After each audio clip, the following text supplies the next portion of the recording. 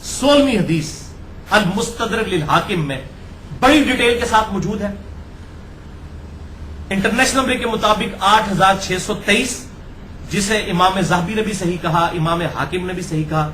और मैं इस वीडियो की विसातत से आपको बता दूं बड़ी खुशखबरी की बात कि अल मुस्तदरक लिल हाकिम अला सहीहैन, बुखारी और मुस्लिम की शर्त पर जमा की गई अहादीस।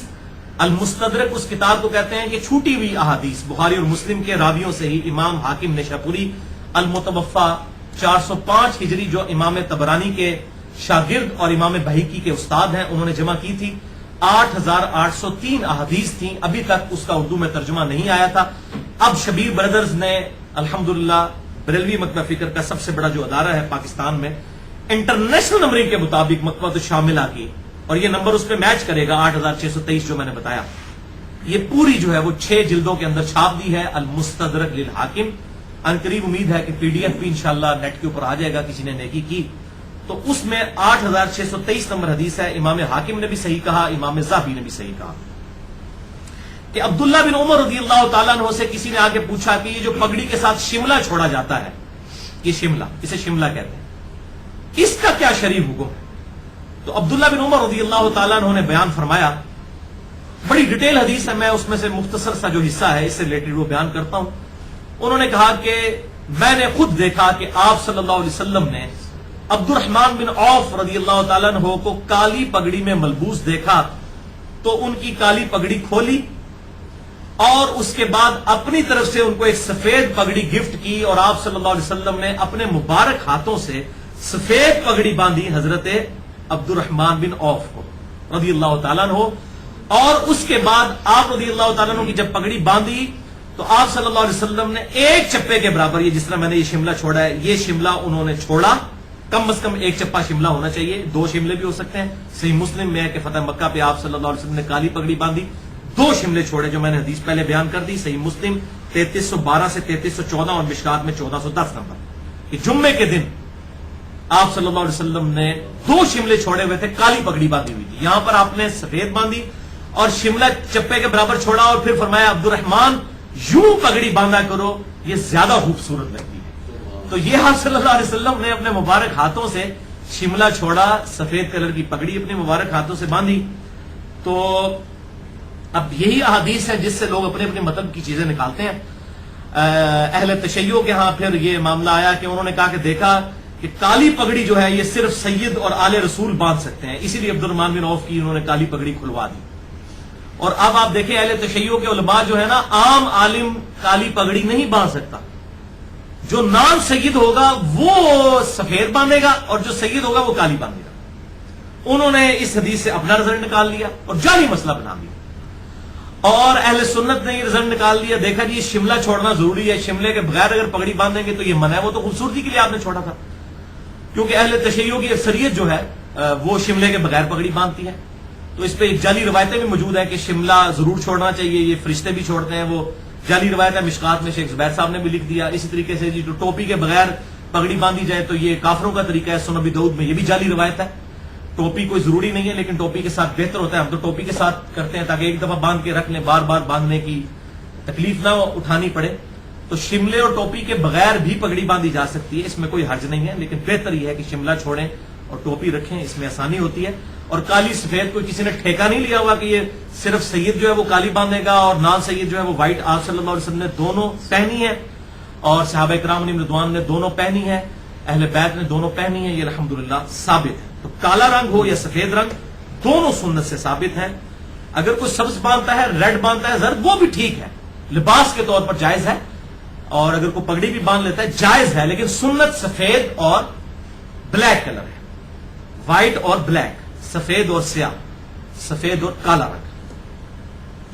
अब इस हवाले से 2 तरीके इस टाइम पब्लिक में रवाज पकड़ चुके हैं। एक वो तरीका है जिसपे अक्सरियत हमारी बांधती है, हमारे दावत इस्लामी वाले भी, और अक्सर उलमा भी बांधते हैं। मैं भी उसी तरीके से, ये कट दे के जो बांधा जाती है ना पगड़ी, ये कट दे के, इसकी बड़ी हिकमत है। इसमें जब आप सजदा करते हैं तो सजदे में आपका माथा जम जाता है, ये फायदा होता है इस कट की वजह से। तो अक्सरियत अहले सुन्नत के यहां लोग इसी तरीके से पगड़ी बांधते हैं कि वो कट देते हैं। البتہ بعض لوگ گول پگڑی بھی باندھتے ہیں، جیسے یہاں پہ بھی بریلوی مکتبہ فکر میں ایک اسکول آف تھاٹ ہے جو سیفی ہے نقشبندی، وہ گول وائٹ پگڑی باندھتے ہیں. اسی طریقے سے اہل تشیع کے ہاں بھی گول بھی باندھی جاتی ہے. اس گول باندھنے میں صرف ایک تردد ہوتا ہے کہ وہ پھر آپ کو نماز پڑھنے سے پہلے تھوڑی سی اوپر کرنی پڑے گی، ادروائز یہ ماتھا نہیں جمتا، ورنہ وہ پگڑی کے اوپر سجدہ ہوتا ہے. پگڑی پہ بھی جائز ہے سجدہ، صحیح بخاری میں ثابت ہے. اگر زمین گرم ہو تو صحابہ کرام کہتے ہیں کہ ہم اپنی پگڑی کے پیچ کے اوپر ہی سجدہ کر لیا کرتے تھے، جائز ہے. لیکن عموماً آپ صلی اللہ علیہ وسلم نائب ماتھا جو ہے وہ مٹی کے اوپر زمین کے اوپر رکھا کرتے تھے. اس کے لیے کٹ والی پگڑی باندھنا جو ہے یہ زیادہ بہتر ہے. اگر کوئی گول بھی باندھتا ہے ہمیں کوئی اعتراض نہیں ہے. اور اس میں یہ کہہ دینا کہ یہ سکھ اس طریقے سے باندھتے ہیں تو بھائی سکھوں کی لمبی داڑیاں نہیں آپ کو نظر آتے؟ یہ جو لمبی داڑیوں والے زیادہ اعتراض کرتے ہیں یہ پگڑی باندھنے کو، ان کو اپنی لمبی داڑھی نہیں نظر آتی کہ سکھوں کی بھی آپ کی طرح لمبی داڑیاں ہوتی ہیں، تو آپ کہیں کہ پھر لمبی داڑھی نہیں رکھنی چاہیے، آپ بھی چھوٹی کروا دیں کہ سکھوں نے رکھی ہوئی ہے.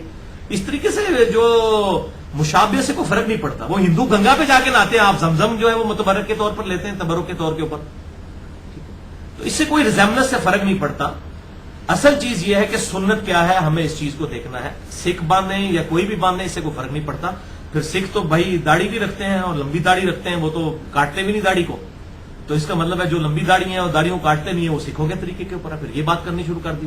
یہودی بھی آج کل کے لمبی لمبی داڑیاں رکھتے ہیں، تو یہ بات نہیں ہے. اس طرح کسی کا مذاق نہیں اڑانا چاہیے.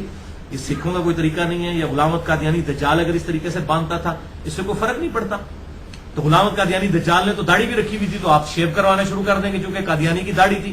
اس لیے بھائی نبی صلی اللہ علیہ وسلم نے پگڑی باندھی، آپ صلی اللہ علیہ وسلم نے جو ہے وہ داڑھی رکھی، ہم آپ صلی اللہ علیہ وسلم کو دیکھ کر چلیں گے. اور اس میں کوئی شریعت نے قید نہیں لگائی ہے کہ باندھنی کس طریقے سے ہے. تو یہ کٹ والا طریقہ جو ہے تواتر کے ساتھ مسلمانوں کے ہاں چل رہا ہے. شروع سے مسلمان اس طریقے سے پگڑی باندھتے ہیں. آپ اگر ہمارے پنجاب کے کلچر میں بھی دیکھیں، جو پلے کے اوپر بھی پگڑی باندھا کرتے تھے وہ لوگ بھی یہ کٹ رکھا کرتے تھے. یہ خوبصورتی کے لیے کٹ رکھا جاتا ہے، لہٰذا اس میں کوئی ایسا مسئلہ نہیں ہے. اور بعض لوگ مجھے کہتے رہتے ہیں کہ جی آپ پگڑی کے اوپر کوئی ویڈیو ریکارڈ کروا دیں کہ پگڑی باندھنے کا طریقہ کیا ہے سنت کے مطابق. تو بھائی اس کے اوپر سینکڑوں ہزاروں ویڈیوز دعوت اسلامی والوں نے اپلوڈ کی ہوئی ہیں، وہ آپ دیکھ لیں. اور جس طریقے سے میں پگڑی باندھتا ہوں اس طریقے سے وہ گرین پگڑی وہ باندھتے ہیں، تو طریقے کو الگ سے ریکارڈ کروانے کی ضرورت نہیں ہے. اب یہ 17ویں حدیث اسی کانٹیکسٹ میں 16 حدیثیں ہو چکی ہیں. یہ بڑی کریٹیکل حدیث ہے، آخر میں نے رکھی ہے. یہ سنن ابی داؤد میں 4029، سنن ابن ماجہ میں 3606 اور مشکات میں 4346. مجھے تو لگتا ہے یہ مولویوں داخ خانوں کے بارے میں ہے یہ حدیث، کہ آپ صلی اللہ علیہ وسلم نے فرمایا جو شخص دنیا میں لباس شہرت پہنتا ہے اللہ تعالیٰ قیامت والے دن اسے ذلت کا لباس پہنائے گا. یعنی اگر کوئی جبے کبے اور یہ بڑی بڑی گونے اور بڑے زرق بر لباس صرف اس لیے پہنتے ہیں کہ ڈومیننٹ ہو جائے لوگوں میں کہ یہ کوئی بہت بڑا شیخ الحدیث، کوئی بہت بڑا شیخ القرآن، بہت بڑا پیر اور صوفی آ رہا ہے، اور جس قسم کے آج کل ناخانوں نے بڑے عجیب و غریب قسم کے 10 رنگی پگڑیاں پہنی ہوتی ہیں، اگر یہ ہم کسی کے اوپر فتویٰ نہیں لگا رہے، وہ خود اپنے دل میں دیکھیں کہ یہ حرکت وہ کیوں کر رہے ہیں.